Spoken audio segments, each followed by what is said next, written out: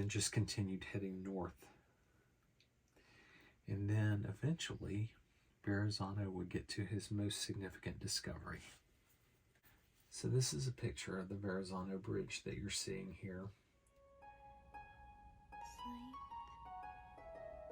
onto history. ASMR. Hello friends. So today we're going to talk about the earliest French exploration of the continental United States, as well as a discussion of the very first attempt by France to colonize the continental United States.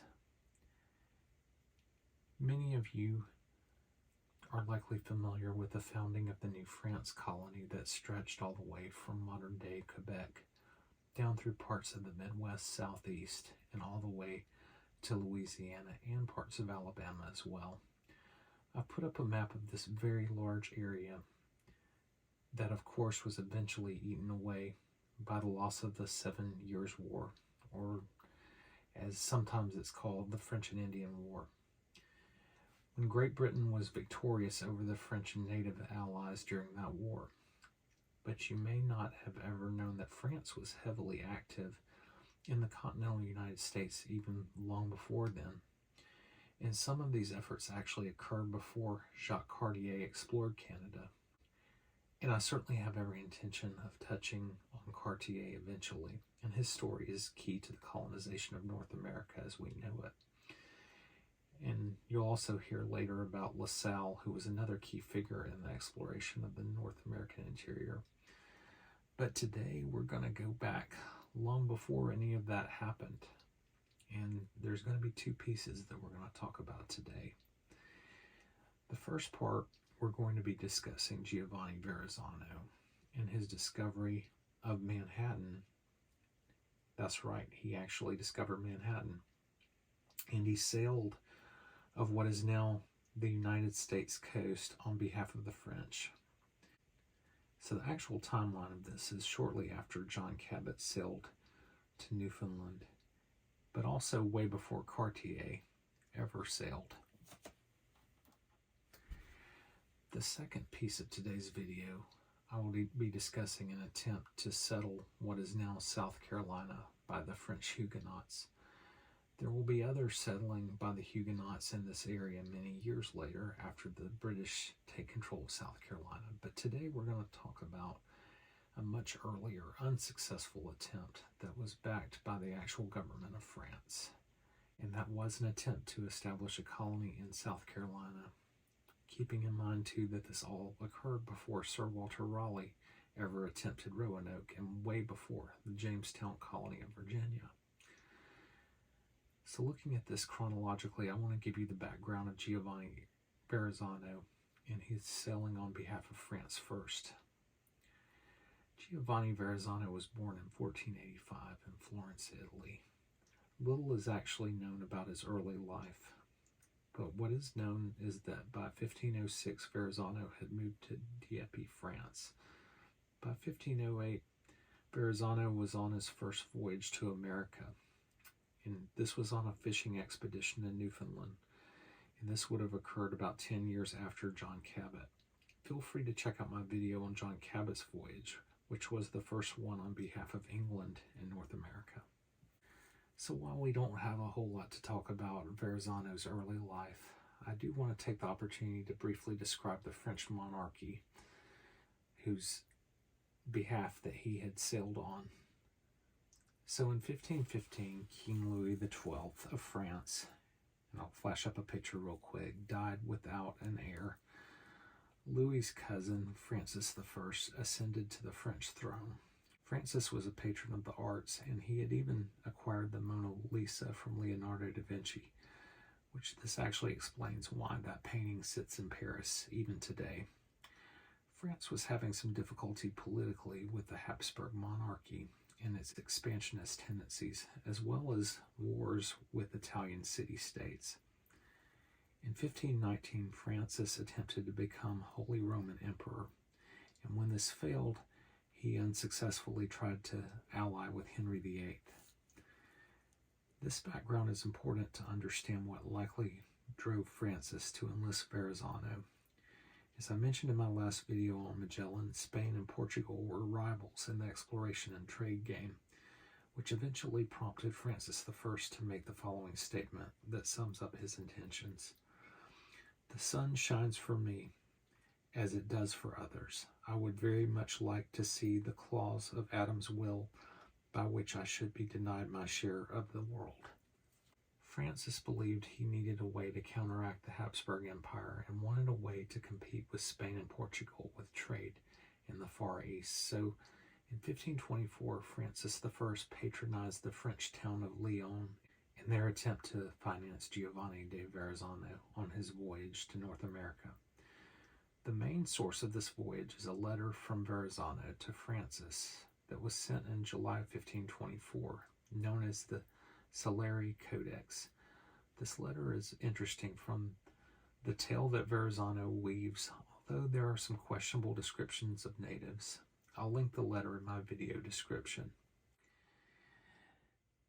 So I want to draw your attention now to this map, and I'm going to sort of explain why I'm using this particular map. There aren't a whole lot of very good maps out there for this expedition, but I like it for a couple reasons. Number one, it does clearly identify the different states as they are today in the United States.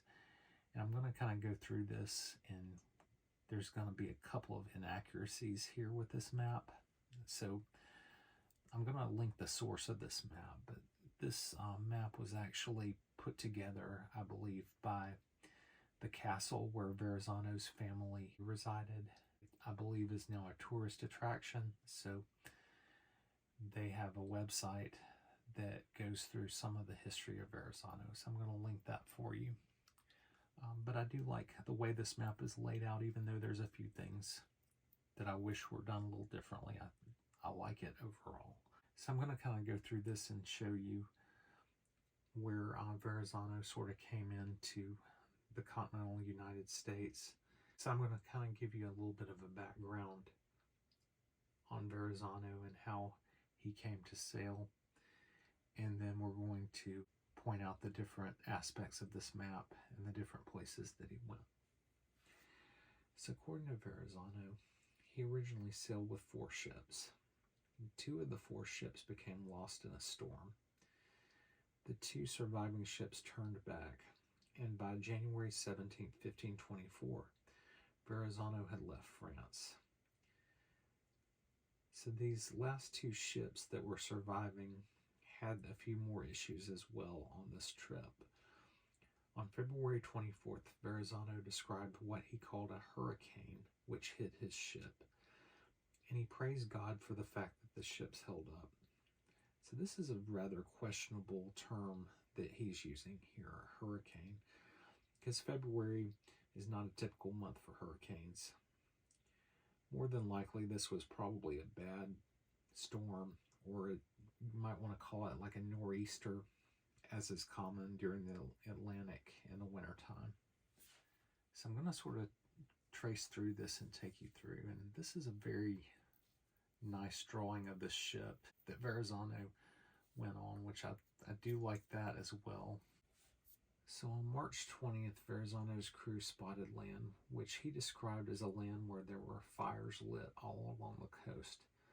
Verrazzano indicated that they then decided to sort of turn south looking for a port so that they could anchor their ship.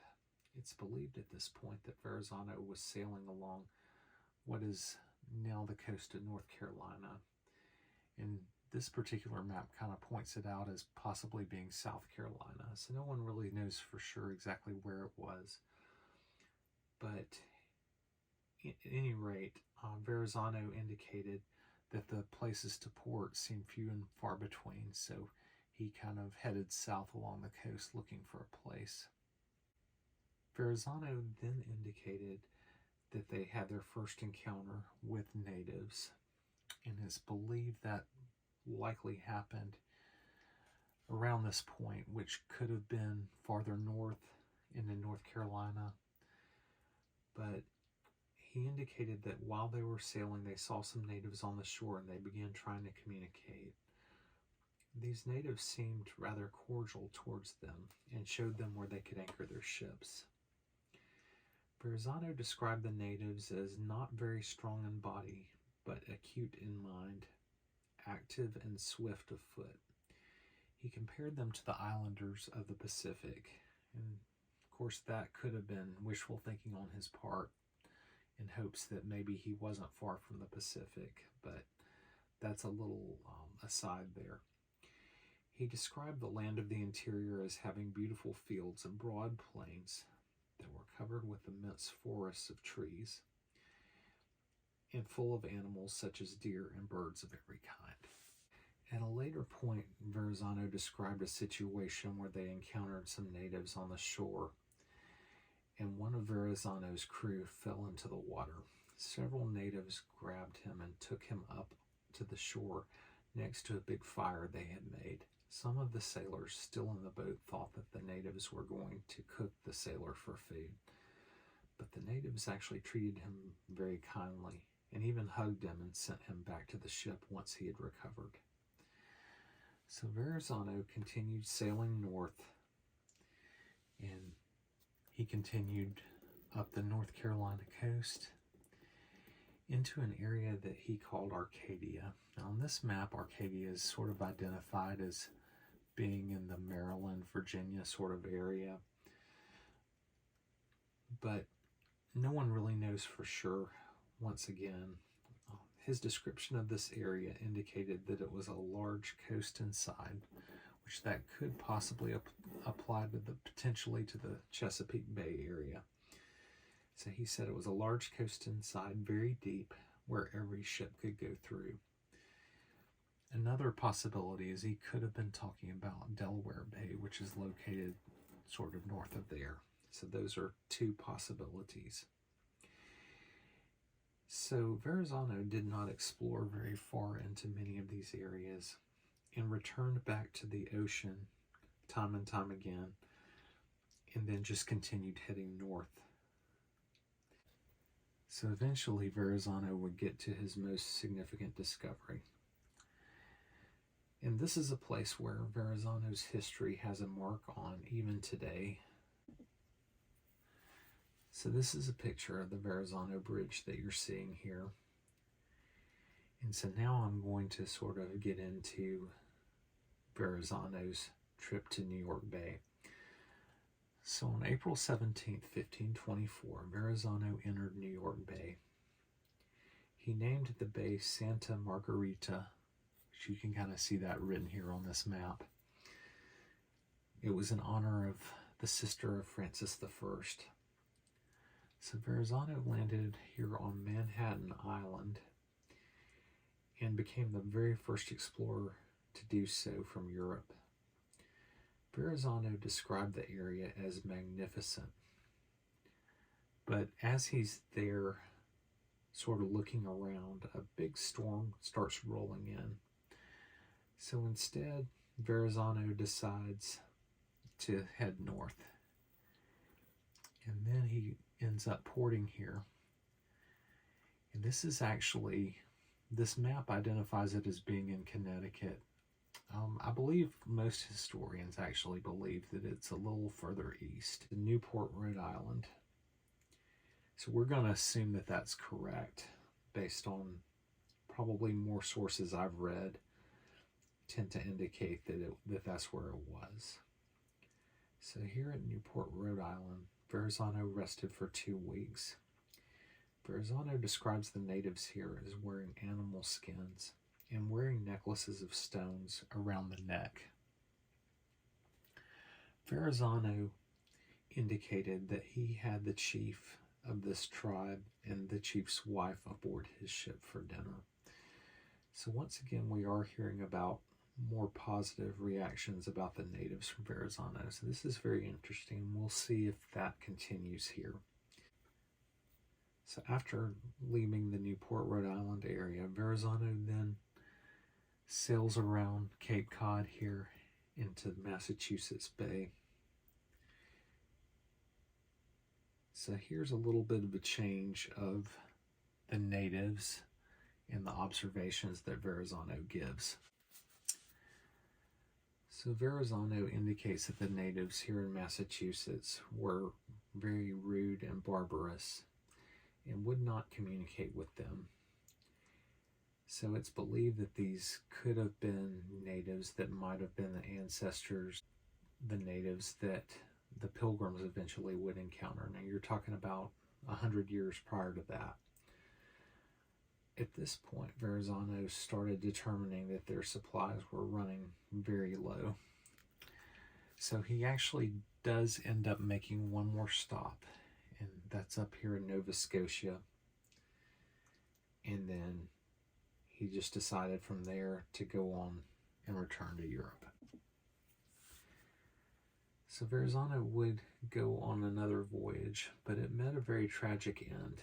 According to one account, Verrazzano was kidnapped by a native who unfortunately decided to kill Verrazzano and eat him for food. So this was a very unfortunate and tragic end for him. So this voyage that Verrazzano went on to the United States accomplished very little, although it did put France on the map into exploration.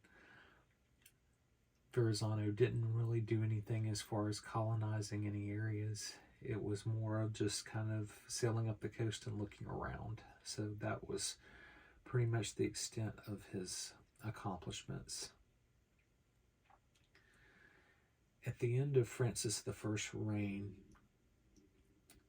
Francis would go on to commission Jacques Cartier to explore, which led to much more exploration and settling of North America. In the next couple weeks, I hope to talk about Cartier, but since we're still kind of here in the continental United States and talking about the American coast and the exploration of it, I figure it would be a good time for me to talk about something else that France did as they were trying to look into colonizing America. So I would like to now discuss the earliest attempt at French settling of the modern-day United States, and this will be a discussion of the French Huguenot settlement of South Carolina. After Francis I died in 1547, Henry II ascended to the throne. During Henry's reign, the Protestant Reformation became more popular. Eventually, this began the establishment of the French Huguenot Church. These were French Lutherans. After Henry II died and Francis II ascended to the French throne, over a year into his rule, Francis was having to deal with issues between the Catholics and Protestants in his country. Francis II became very sickly and died at the end of 1560. Francis's brother Charles IX, who was only about 10 years old, was next in line. By 1562, Catholic and Protestant tensions got worse, which led to a civil war. Charles IX had an admiral by the name of Gaspard de Coligny, who was a Huguenot. Coligny was able to use his position with Charles IX to bring forth the idea of establishing a French colony in the New World. Coligny sent one of his officers by the name of Jean Ribault in an attempt to create a Huguenot colony. In 1562, Ribault and his expedition established a fort that was called Charlesfort. I'm going to kind of point it out on the map. It's located about right here, and it is actually on the same site that's now a famous U.S. Marine base. So I'm going to flash up a picture showing the building of Charles Fort. Kind of a triangle-shaped fort. Of course, Charles Fort is named after Charles IX. Ribault, after having the fort built, went to France in order to get supplies to take back. But he could not immediately return because once he got to France, they had a civil war that was escalating. Ribault had to step in to aid his Huguenot allies in France, but ultimately this effort was not successful. Ribault and the Huguenots were defeated. Ribault then decided he would attempt to take refuge in England, where Queen Elizabeth I was in power. And he was hoping that she would be a sympathetic Protestant ear to the plight of the Huguenots. But instead, the English suspected Ribault of being a spy, and he was arrested and put in prison. The 27 men that were left up here at Charlesfort were not in very good shape. The colonists built a ship and attempted to set sail to France, leaving one man behind at the fort. On the returning ship that was heading to France, the men resorted to cannibalism, and the ship actually ended up in British waters and was taken over by the British. By 1563, the war between the Catholics and Huguenots had come to a point where they were able to sign a ceasefire.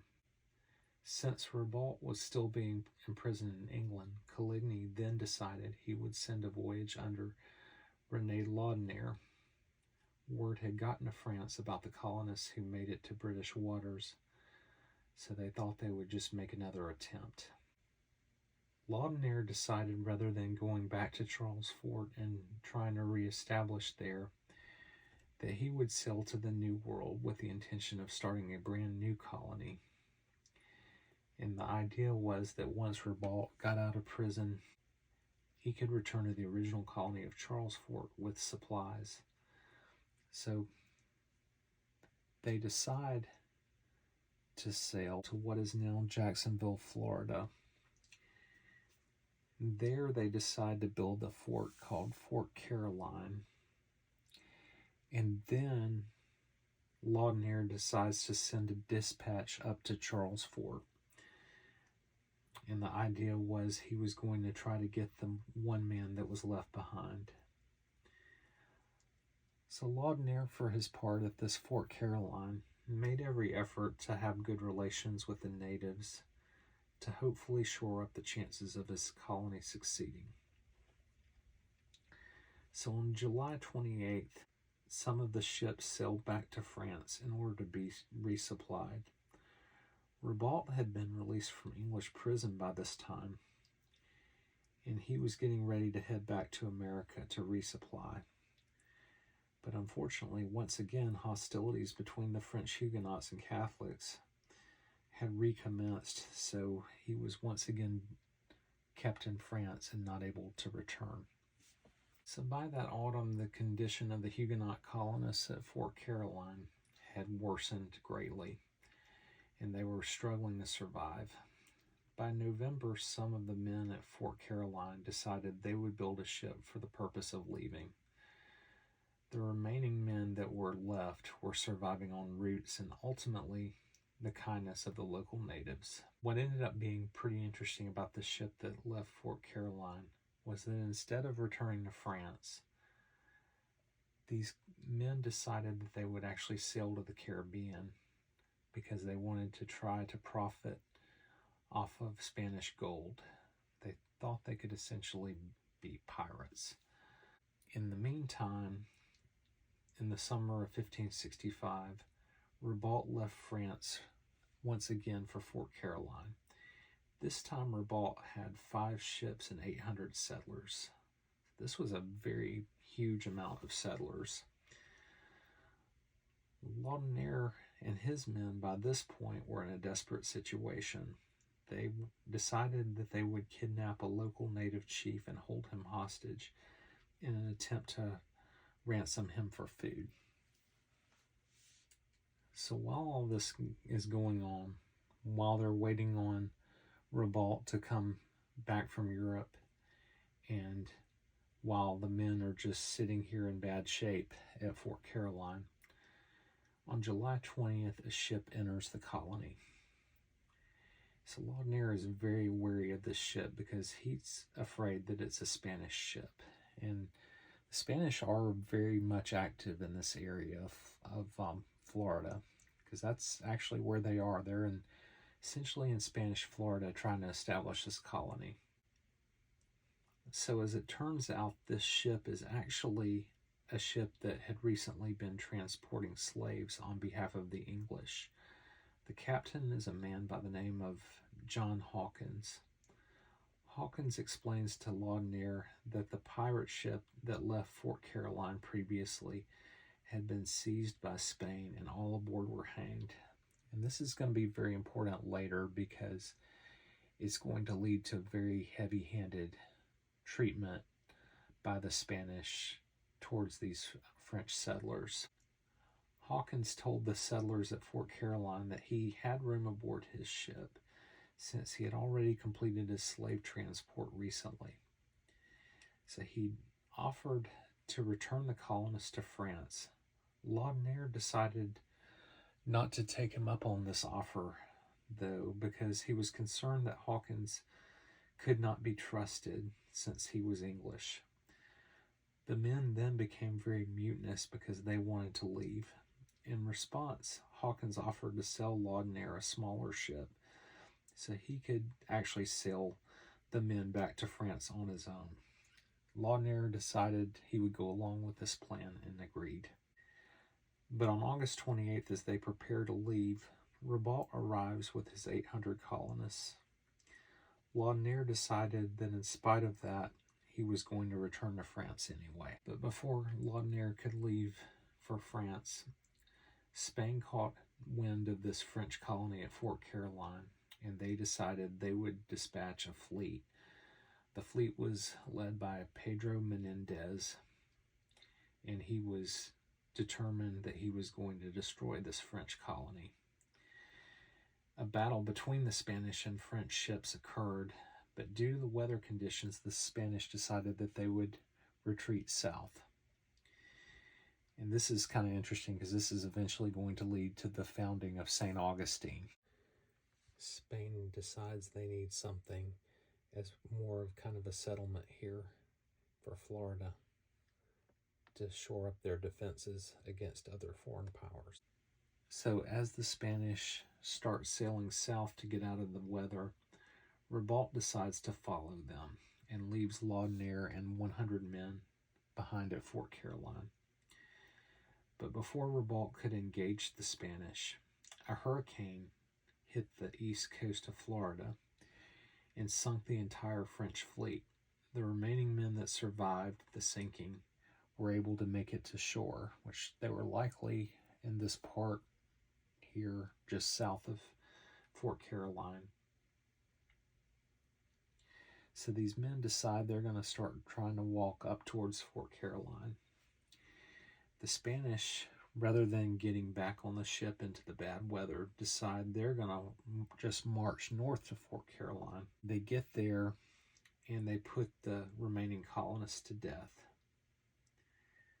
Laudonniere manages, though, to escape before all this happens. So Laudonniere decides to sail in a ship that Ribault had left behind with about 40 men straight back to France. And then at this point, Menendez and the Spanish start trying to track Ribault and his fleet survivors that are walking towards Fort Caroline.